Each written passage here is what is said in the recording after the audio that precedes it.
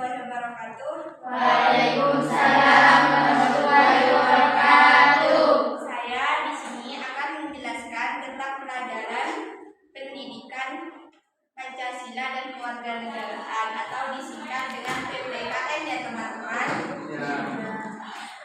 Saya akan menjelaskan tentang bab 4 yang berjudul Semangat Kebangkitan Nasional 1908. A. Perjuangan bangsa Indonesia sebelum 1908.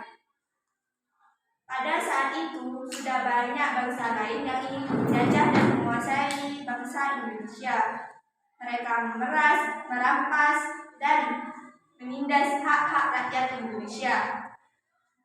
Oleh karena itu, Indonesia tidak tinggal diam. Indonesia melakukan perlawanan terhadap bangsa-bangsa lain yang ingin menjajah rakyat Indonesia.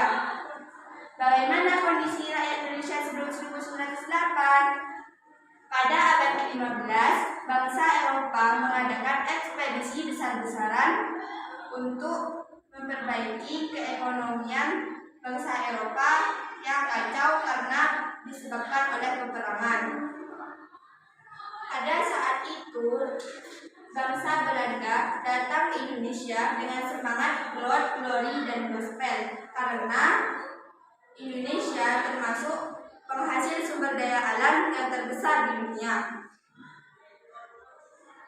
Pada tanggal 20 Maret 1602, Indonesia dikuasai penuh oleh bangsa Belanda dengan berdirinya VOC di negara Indonesia. Adapun peraturan-peraturan yang diterapkan Belanda di Indonesia seperti yang nomor 1, ayo coba tebak apa nomor 1? Apa ya coba?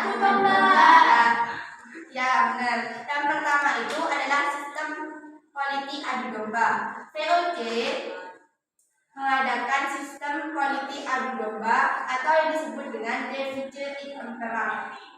Pada saat itu, Belanda mengadu domba antara kerajaan yang satu dengan kerajaan yang lain, sehingga menyebabkan pertikaian di berbagai daerah Indonesia. Yang nomor 2 adalah kerja rodi.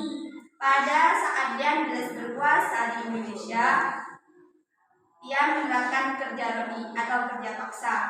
Dian Beles memaksa rakyat Indonesia untuk membangun jalan sepanjang Pulau Jawa, yaitu antara Anyer sampai Pangalengan.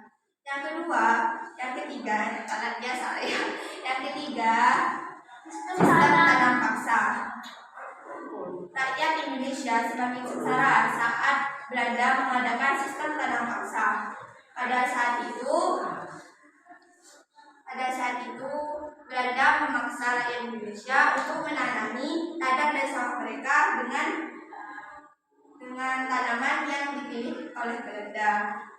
Oke, itu adalah peraturan-peraturan yang diterapkan Belanda di Indonesia. Pada saat itu, perlawanan Indonesia masih belum berhasil dikarenakan bersifat kedaerahan. Oke, ada yang mau bertanya? Atau ada yang nggak paham? Paham ya?